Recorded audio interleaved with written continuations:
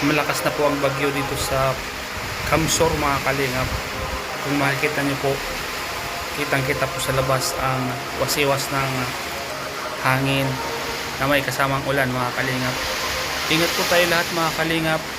Mag pray po tayong lahat na sa ilayo sa atin ng bagyo mga kalingap.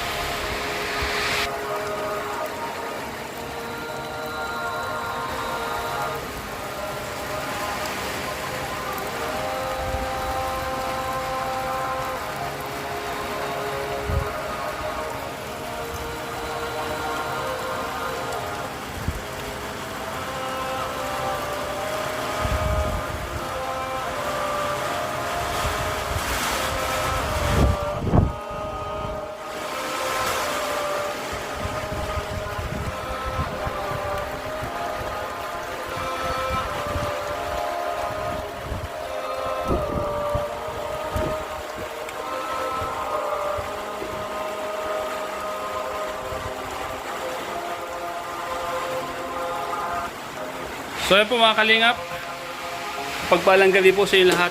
Ngayon mga kalingap ay malakas na po ang hangin dito sa Kamsor.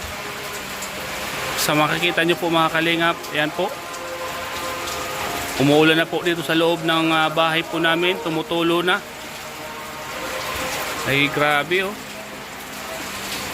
Ang lakas na po ng ulan dito, kaya ingat po tayo lahat mga kalingap.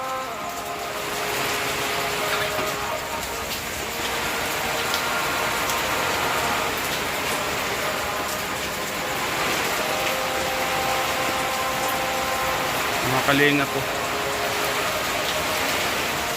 malakas na po ang hangin. Ayan mga kalingap, medyo malakas ng hangin po mga kalingap po.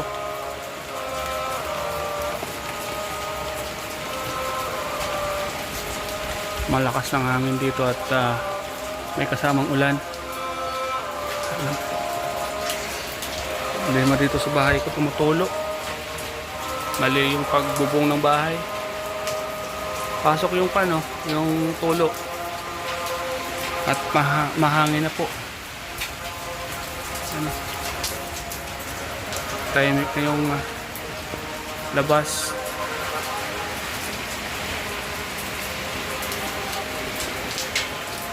Kailangan po natin magbantay. At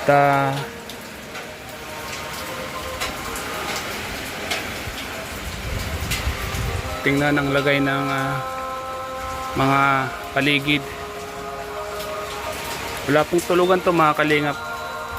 Hindi tayo matutulog ngayon kasi kailangan po natin magbantay para kung sakaling may mga lumipat dito sa bahay natin ay papalipatin po natin mga kalingap.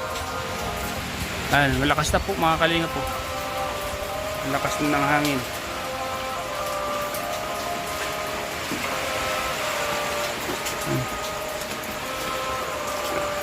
Marinig po mga kalingap sa bubong.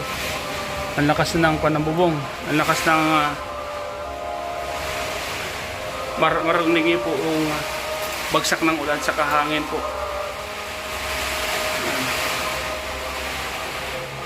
Ayan po yung ulan sa labas, yung hangin. At makikita po ang hangin sa labas. Mga kalingap po. Malakas ang hangin po mga kalingap.